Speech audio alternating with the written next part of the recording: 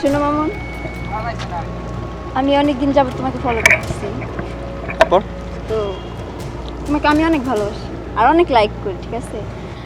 তুমি যদি রাজি থাকো তাহলে আমরা রিলেশনে যেতে পারি। আচ্ছা, ব্যাপারটা আমি দেখতেছি, পরে জানাবো। প্লিজ মামুন, আমাকে ফিরিয়ে দিও না।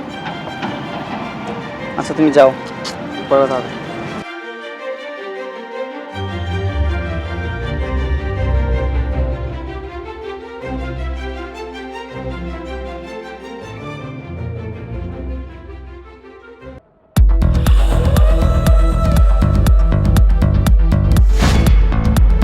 নাহার, লাস্ট পর্যন্ত তুমি আমার শত্রুর সাথে হাত মিলাইছো।